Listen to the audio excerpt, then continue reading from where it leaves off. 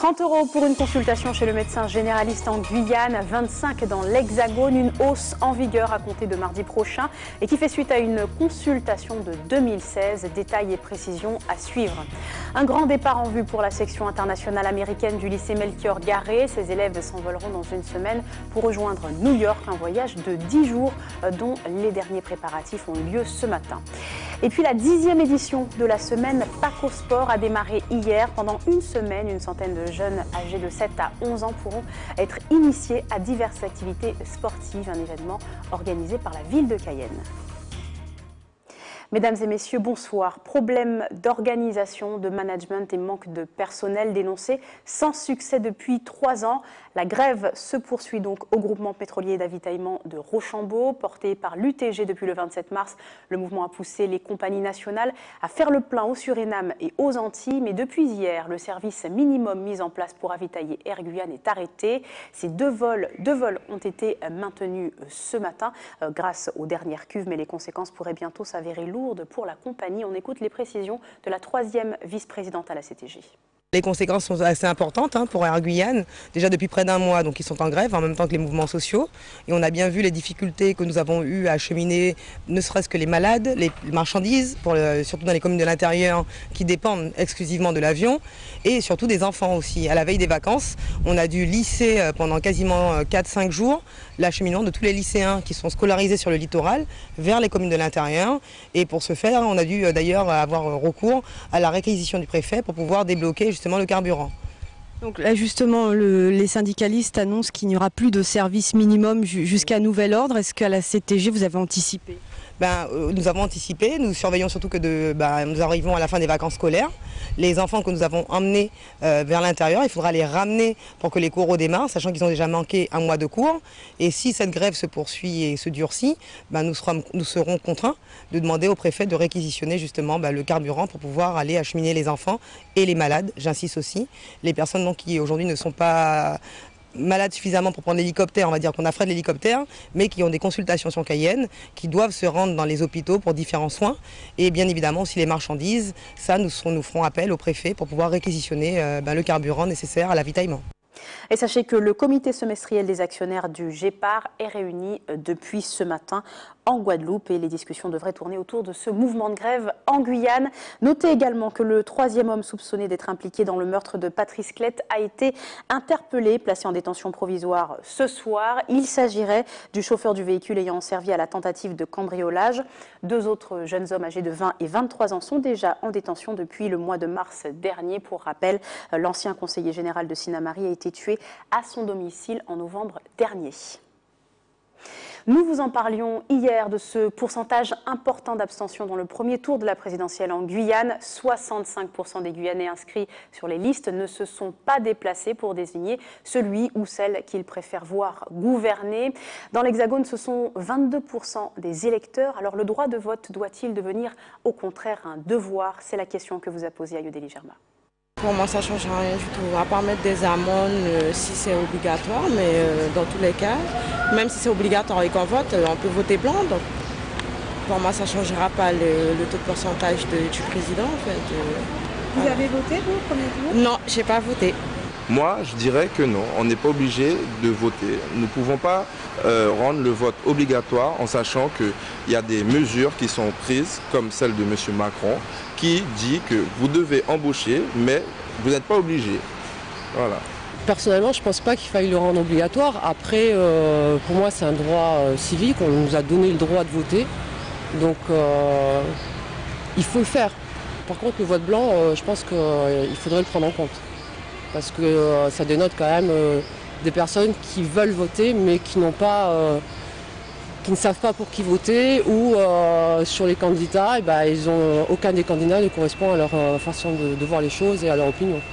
Pour moi, je ne trouve pas que c'est une bonne solution de rendre les votes obligatoires parce que c'est comme si il y a certaines personnes qui n'aiment pas certaines choses, on ne veut pas les forcer à faire des choses qu'ils ne veulent pas faire. C'est-à-dire que les 65%, ça dépend par rapport à la grève qui s'est passée et tout ça, et les dysfonctionnements par rapport à beaucoup de choses. Et je crois que c'est par rapport à ça. Alors, pour moi, rendre obligatoire, c'est pas une bonne solution pour moi. Alors, je pense qu'il est vraiment important que ce vote soit obligatoire parce que des quantités de gens se sont battus pour justement obtenir ce droit de vote. Et ne pas aller voter, ce serait faire offense à tous ces gens qui se sont battus, qui ont lutté le droit des femmes au vote finalement il n'y a pas très longtemps. Et aujourd'hui, finalement, il a perdu une partie de sa valeur. Direction la Martinique où les agents des hôpitaux de communes ont fait part de leur mal-être. Ils ont manifesté pour tirer la sonnette d'alarme sur le manque d'effectifs au sein de leur structure. Une situation qui aurait d'ailleurs pour conséquence le décès d'une aide-soignante de l'hôpital de Trinité, victime d'une rupture d'anévrisme. Voyez plutôt le reportage d'Alizé Lutran et Michelet François. Infirmiers, aides-soignants ou encore ambulanciers, tous se disent au bord du burn-out et font part d'une souffrance au travail qui irait crescendo. De longues journées, vous avez des plannings des fois pas adaptés, le planning qui est fait au dernier moment, la paye qui ne suit pas souvent. J'y vais tous les jours me demandant qu'est-ce qui va se passer, qu'est-ce qu'il y aura encore. On demande de plus en plus de tâches à faire. Nous sommes de moins en moins nombreux, nous sommes fatigués, épuisés et nous faisons des auto-remplacements, ce qui est quand même très fatigant et nous n'avons plus de vie personnelle. Selon le personnel de santé, c'est cette surcharge de travail non compensée par des temps de repos qui aurait coûté la vie la semaine dernière à l'une de leurs collègues. Corinne, aide-soignante d'une quarantaine d'années, a succombé à une rupture d'anévrisme dans son service à l'hôpital de Trinité. Depuis plusieurs jours déjà, elle tentait d'alerter sa direction et ses collègues sur son état de santé. Son état moral était pas rayonnant, elle était affaissée, donc on sentait vraiment qu'elle était fatiguée, épuisée et vraiment dans les propos on sentait vraiment la détresse, l'alarme. Nous sommes vraiment, je dirais dans le terme, enragés, vraiment déçus et vraiment... Je ne trouve pas les mots, les vocabulaires pour vous dire effectivement que nous sommes vraiment déçus par rapport à tout ce qui se passe parce que nous avons suffisamment alerté la direction. Les agents des hôpitaux périphériques dénoncent l'inexistence dans leur structure d'un service compensateur qui permet de fournir du personnel soignant en cas d'absence. Un système présent uniquement à l'hôpital Pierre-Zob d'Akitman. Aujourd'hui, il faut savoir qu'à Montgolfier, il n'y a pas ce service. Le service est seulement basé à PZQ. Ça veut dire si un manquement sur Trinité aujourd'hui ou ce soir à 21h, la collègue saura qu'elle ira travailler à Trinité en prenant ce service à PZQ. Ça veut dire qu'elle va arriver à Trinité à 22h, 23h. Ce qui intéresse le directeur du CHUM aujourd'hui, c'est de faire tourner son moulin, le plateau technique. Les autres établissements, pour lui, ils sont des annexes. Les représentants des blouses blanches font aujourd'hui appel au directeur de l'ARS. Ils ont été reçus ce matin pour exposer leurs doléances. Alors la réalité du terrain qu'il y a aujourd'hui, que nous lui avons dit, c'est que dans les services de soins, les collègues sont appelés à doubler, à tripler leurs services. C'est ça la réalité. Les collègues sont appelés sur le repos hebdomadaire. Les plannings ne sont pas réglementaires, comme prévoit la réglementation. C'est ça la réalité. Équilibrer ces services-là et après, mettons en place un service de contractuel, de compensation, géré par le site du Lamentin, géré par le site de Trinité. Et de là, il y aura les remplacements ponctuels de chaque jour. Plus tard dans la matinée, les directeurs de l'ARS et du CHUM se sont rencontrés pour faire le point sur la situation. De nouvelles rencontres devraient prochainement avoir lieu avec les représentants des agents hospitaliers pour trouver un terrain d'entente. Les directions du CHUM et de l'ARS n'ont pas été en mesure de nous répondre. Pour l'heure, aucun mouvement de grève n'est à prévoir dans les services hospitaliers. Et en parlant santé, à compter du 1er mai prochain, le tarif d'une consultation chez votre médecin généraliste coûtera 2 € plus cher. C'est la conséquence d'une consultation tripartite qui avait eu lieu à l'automne 2016 entre l'assurance maladie, les médecins et le ministère des Affaires sociales et de la Santé. Comment la mesure sera-t-elle appliquée chez nous? Les détails avec Ayodélie Germa. Au 1er mai, attendez-vous à payer 2 € supplémentaires pour vos consultations chez le médecin généraliste. En Guyane, on va passer de 27,60 € à 29,60 € et pour la visite, 39,60 €. Notez également 5 € supplémentaires pour les consultations des enfants de 0 à 6 ans, qui passent ainsi à 34,60 €. Cette augmentation est le fruit d'une convention qui régit pendant 5 ans les rapports des médecins généralistes avec les assurances maladie. Selon le président de la Confédération des syndicats médicaux, cette augmentation sera totalement indolore pour les patients. Ça ne change rien, puisqu'en fait, ce sont des tarifs tout à fait officiels qui sont pris en charge par la caisse et par les mutuelles.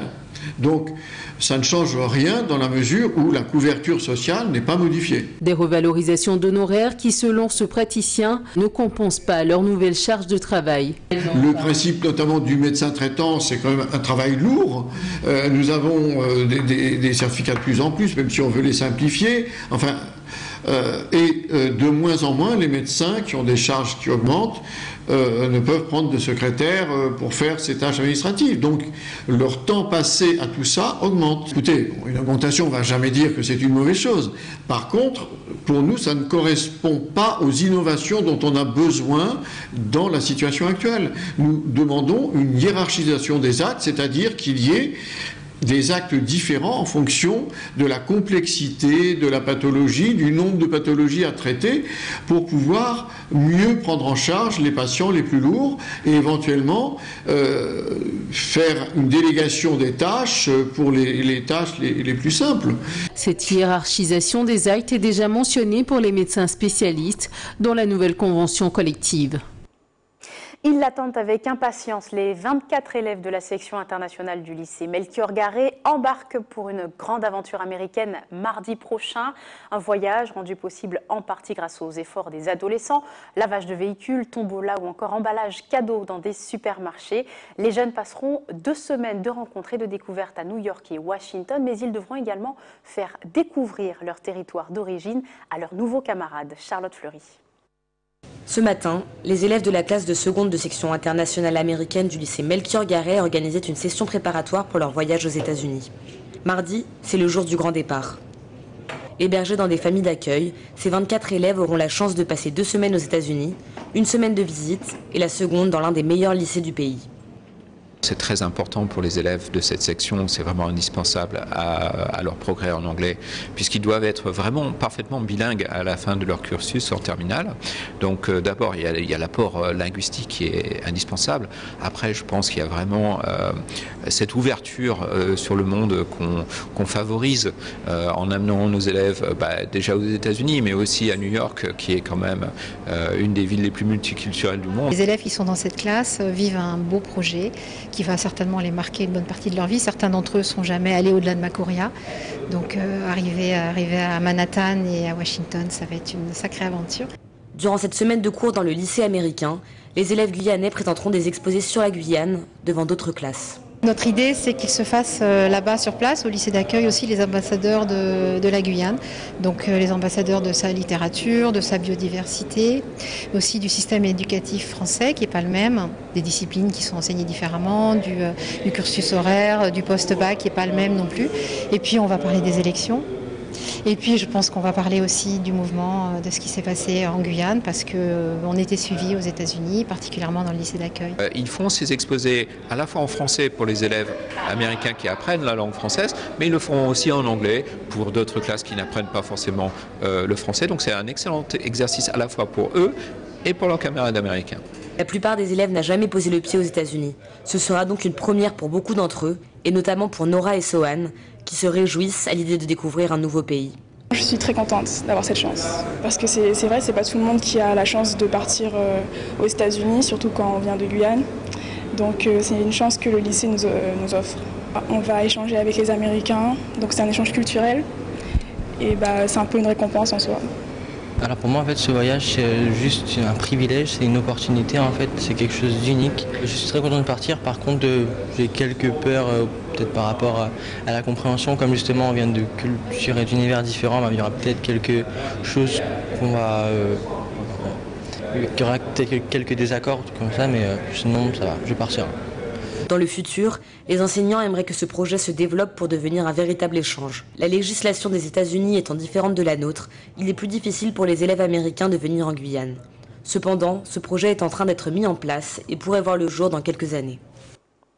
En Guadeloupe, le meurtre d'un footballeur par sa compagne victime de violences conjugales a ravivé la semaine dernière la tendance aux techniques de self-défense pour les femmes. Depuis plusieurs années, le Krav Maga est présenté comme un bon allié. Un séminaire y était consacré le week-end dernier à Bemao. Isabelle Amo. Donc on va frapper une fois à gauche, une fois à droite. Donc quand je vous dis garde, on est en garde. Quand je vous dis frappe, gauche, droite, et c'est tout. Clair ? Ok, on est parti. Autant de techniques de défense maîtrisées par ces femmes. Un cours de Krav Maga 100% féminin pour un profil souvent concerné par les agressions de rue ou autres. Des techniques spécifiques en self-défense qui répondent à ces problèmes. On va mettre un coup de genou, on lève le genou vers l'avant. Pour frapper ou ça. Le Krav Maga a été fondé sur les besoins réels. C'est un système de self-défense qui permet de répondre aux besoins qu'on retrouve dans la rue.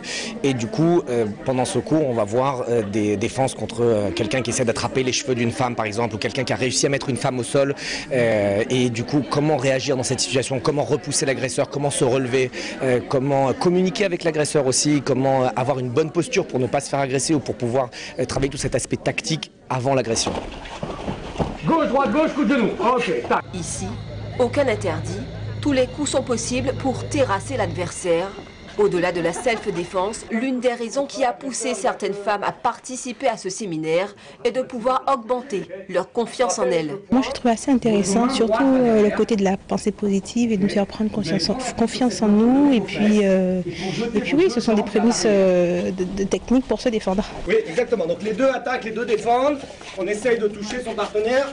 On essaie de toucher la tête, exactement. Donc elle essaie de me toucher, j'essaye de défendre. Et exactement. 2. Le ventre, ouais. Les agressions contre particuliers prennent davantage place en Guadeloupe, un constat qui entraîne Vanessa à pratiquer la discipline depuis maintenant 1 an. Pratiquer permet de tout le temps être en alerte, de scanner autour de soi, d'être toujours en alerte, de regarder ce qui se passe autour et d'avoir une espèce de boîte à outils permettant de réagir en cas de situation conflictueuse. C'est déjà arrivé en situation réelle? Non, pas vraiment. Et quand tu es dans la rue, comment tu te sens? Est-ce que tu te sens plus à l'aise? Je me sens plus à l'aise, plus sûre de moi. Dès septembre, des cours de self-défense spécial femmes seront dispensés par le Krav Maga Guadeloupe, une discipline qui permettrait à ces dernières de gagner en agressivité positive. Garde! Frappe! Garde! Frappe! Garde! Retour chez nous, la vie reprend son cours depuis la levée des barrages et les vacances scolaires se poursuivent cette semaine. Les plus grands plongent dans leur cahier de révision, tandis que les plus jeunes peuvent encore profiter de quelques jours de loisirs. C'est le cas d'une centaine d'enfants qui profitent actuellement à Cayenne de la 10e édition de Pâques en sport, une semaine pour s'initier à différentes activités sportives. Jonathan Lariot. Ils sont plus de 100 sur les différents ateliers de la 7e édition de Pâques au sport. Basket, rugby, jeux de société, tout est bon pour intéresser les enfants. Depuis 8 h du matin, tout s'enchaîne. Par rapport à cette deuxième semaine, il y a des enfants qui auraient été peut-être qui seraient restés à la maison. Là, c'est leur donner la possibilité de venir et de profiter du Pâques au sport. Ça fait quelques années que c'est mis en place chaque année à Pâques. Et donc pendant 2 semaines, les enfants ont la possibilité de s'initier et de découvrir différentes activités sportives. Si l'événement est déjà un rendez-vous annuel pour les habitués, cette année, les animateurs ont été pris de court. Ils veulent savoir exactement le nombre d'intervenants qu'il y a pour savoir que nous, à quel moment on les accompagne ou pas.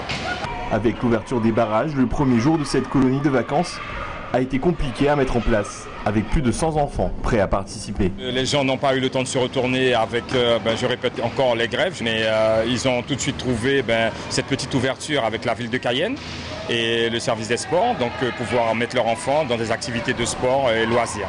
C'est un intervenant pour 15 enfants, donc on a dû parer au plus pressé et renvoyer un petit peu gentiment des personnes qui étaient un petit peu en retard, il faut le dire, mais qu'on ne pouvait pas les inscrire parce que faute d'intervenants. Une occasion pour les parents de pouvoir reprendre le travail sans devoir se préoccuper des enfants. Au final, chacun y trouve son compte. Ainsi s'achève votre journal. Avant de se quitter, je vous rappelle les principaux titres développés ce soir. 30 € pour une consultation chez le médecin généraliste en Guyane, 25 dans l'Hexagone. Une hausse en vigueur à compter de mardi prochain. Elle fait suite à la consultation entre l'assurance maladie, les médecins et le ministère de la Santé. Un grand départ en vue pour la section internationale américaine du lycée Melchior Garret. Ses élèves s'envoleront dans une semaine pour rejoindre New York. Un voyage de 10 jours dont les derniers préparatifs ont eu lieu ce matin. Et puis la 10e édition de la semaine Pâques au sport a démarré hier. Pendant quelques jours, une centaine de jeunes âgés de 7 à 11 ans pourront être initiés à diverses activités, un événement organisé par la ville de Cayenne et la direction des sports.